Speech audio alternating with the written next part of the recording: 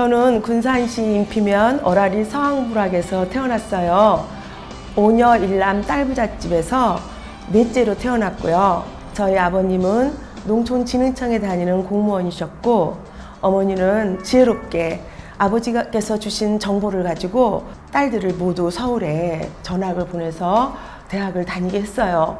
저도 거기에 편성해서 술산초등학교를 나오고 인피중학교 다니다가 2학년 때 서울로 전학을 갔거든요. 서울사대 부고를 나왔고요. 그리고 이화여대 법정대학에 들어갔습니다. 그 전공이 별로 마음에 들지 않는 거예요. 1년 동안의 탐색 기간을 거쳐서 그 행정학과를 선택을 했고요. 그리고 고민을 하는 중에 자격증도 없으면서 어린이집에 부탁되고 취직을 해서 그때부터 교육 관련된 일을 계속 관심을 가지고 하고 있었고요. 고향에 내려와서 보니까 정말 모든 것이 새로운 거예요. 내가 뭔가를 고향을 위해서 해야 되겠다라는 생각을 했었어요. 그래서 군산대 평생교육원에 가서 역사논술 지도사 과정을 개설을 했어요. 8년 동안 역사 지도사들을 양성하고 있습니다. 뿐만 아니라 그 당시 군산에는 역사에 대한 관심이 별로 없었어요. 군산 시립도서관에서 먼저 인문학적 막가리를 해야 될 생각이 들길래 아동 독서지도사를 7년 전에 개설을 했어요. 독서지도사와 역사지도사 과정을 밟은 사람들이 있는데 일거리가 필요하잖아요. 그런 상황에서 제가 3년 전에 어린이 군산학이라는 컨텐츠를 만들었어요. 물론 그 당시 군산에서는 독보적으로 군산학이라는 어른들을 대상으로 한 프로그램을 진행하고 있었는데 그 역사 교육이 어릴 적부터 진행되는 것이 더 바람직하다라는 생각을 했어요. 아이들에게도 자기가 살고 있는 고장에 대한 체험을 시킬 때 선조들의 삶의 지혜를 얻을 수 있다고 생각을 한 거예요. 15명의 선생님들이 활동을 하고 있고요. 정말 효과는 좋았어요. 왜냐하면 이론과 모형 만들기를 한 다음에 직접 현장에 가보는 식으로 지금 진행을 하고 있는데, 저희 군산이 조달청의 문화관광상품으로는 최초로 등록이 됐어요. 이제 몰려오는 그 전국에 있는 수학여행단들에게 설명할 자들이 필요하겠다 싶은 생각이 들어서 이미 그 당시 문화관광 해설사들은 어른을 대상으로 하는 해설사들은 계셨어요.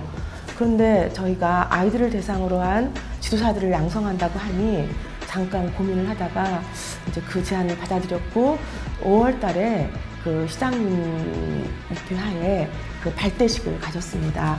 저는 군산에서 살다 보니까 우리 군산의 역사가 한국사의 축소판이라고 생각을 했어요. 문화재청에서 문화유산 방문교육 그 교사들을 모집하는 거예요. 저는 군산이 제격이다 싶어서 재작년부터 계속 지원을 했는데 2번이나 떨어졌어요. 컨설팅하는 시간에 군산은 문화유산이 없다는 거예요. 그래서 그게 무슨 말이냐, 우리 군산은 금강 하구에 있다. 금강을 통과하지 않고는 백제 제2, 제3수도를 접근할 수 없다. 군산을 알아야 백제를 알 수 있다. 이렇게 설득을 해서 저희가 그 3천만 원의 예산을 따왔고요. 그리고 그 반절은 초등학교 작은 학교 아이들의 익산, 부여, 공주 그 문화유산 탐방을 하고, 그리고 그 반절은 지금 2학기 때 중학교 그 자유학기제에 역사 꿈을 디자인하다라는 주제로 12명의 교사가 가서 강의를 하고 있습니다. 군산에서 뭐 청소년기를 살지 않았잖아요. 그리고 또 그 인피는 1995년까지는 도농통합되기 전까지는 군산이 아니었어요.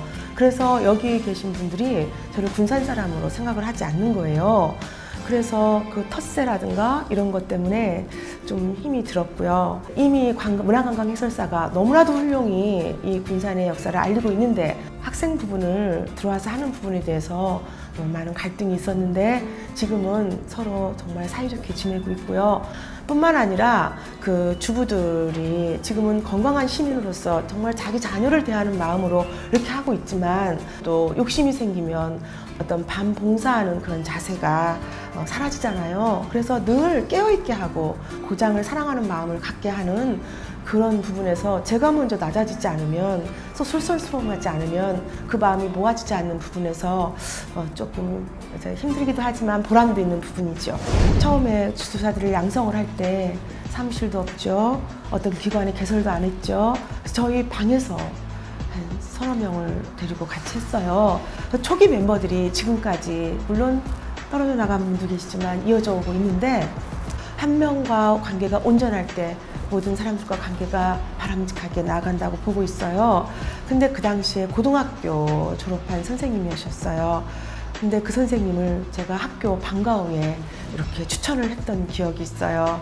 그 선생님은 그때부터 방통을 졸업하고 뭐 정말 다양한 과를 공부를 하고 지금은 저희 여기에서 저와 함께 정말 든든한 버팀목이 돼가지고 지금 활동을 하고 있는데, 그렇게 어떤 누구든지 간에 눈에 보이는 것이 중요한 게 아니라 열정과 진정성이 있으면 그 사람과 끊임없는 의사소통 가운데 함께 가는 거, 그것이 중요하다고 보는데, 이렇게 처음 시작한 분이 함께 갈 수 있어서 정말 감사해요. 한국사가 만들어져 나가는 것은 그 지형 때문이라는 것을 알았어요. 그래서 지리도 공부하고 또 한국사는 단독으로 존재하는 게 아니라 세계사하고 연결돼 있다. 세계사도 공부하고 지역사도 공부하고 있잖아요.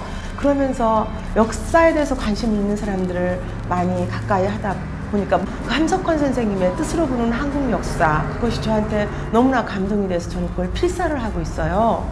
그냥 그 책을 보면 눈물이 날 정도로 감동이 들고 그렇단 말이에요. 정말 나는, 내 이웃은, 아이들은 역사를 꼭 알아야 되겠다. 그 역사 중심에 섰을 때, 역사 이야기의 중심에 섰을 때 정말 따뜻한 인성이 만들어지는가 보다 라고 생각을 해요.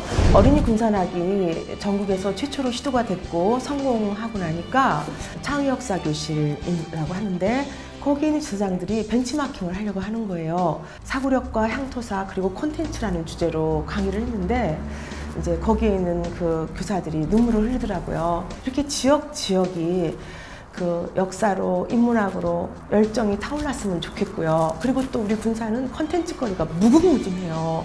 서천하고도 상생관계, 또 우리 군산이 금강 줄기 가운데 있으니까 금강 따라 역사 이야기 따라 걷기, 내지는 또 고군산도 이야기, 이렇게 많은 콘텐츠를 개발해서 다양한 사람들이 전국에서 아니면 세계에서 와서 어떤 역사적인 그런 교훈을 가지고 반면교사하고 막 이런 역할을 할 수 있도록 끊임없이 콘텐츠 개발을 하고 싶어요.